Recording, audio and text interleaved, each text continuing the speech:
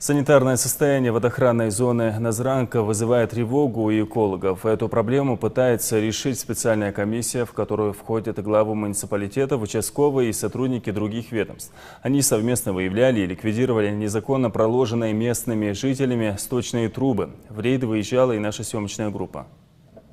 Несколько улиц по Назрани в буквальном смысле утопают в канализационных стоках. Причем виноваты в этом сами жители окрестных домов, которые, судя по всему, не брезгуют сливать нечистоты там, где и живут, отравляя при этом жизнь и добросовестным соседям. Участникам рейда не удалось сегодня поговорить с некоторыми нарушителями. Кого-то нет дома, а кто-то просто не хочет открывать дверь.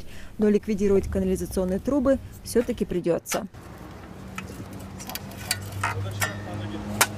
Впрочем, на других улицах такая же картина. Например, по Итазово, чтобы устранить нарушения, пришлось привлечь тяжелую технику.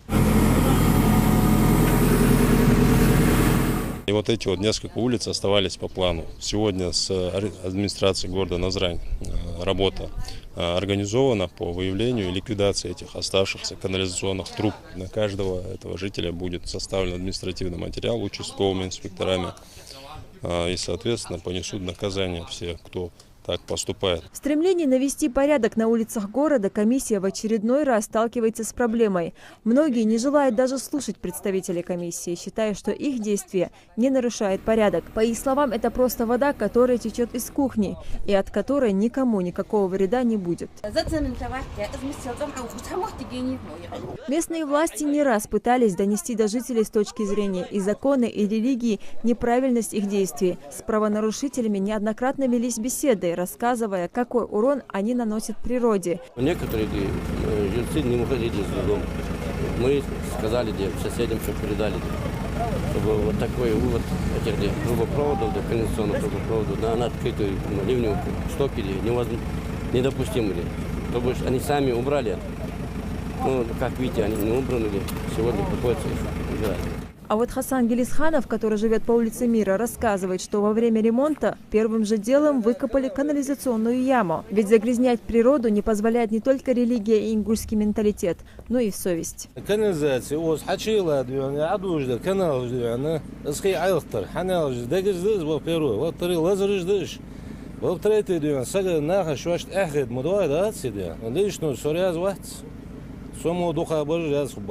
А вот сосед пример Хасана брать не стал, и нечистоты скапливаются прямо перед их домом, а дальше стекают к соседям по ливневке. Сегодня ни его, ни других комиссия уже не предупреждает, а идет на крайние меры. Это коснется каждой улицы города Назрань. Мы очень просили бы жителей города Назрань с пониманием относиться к этому, и чтобы они прекратили выбрасывать свои грязные отходы на улицу.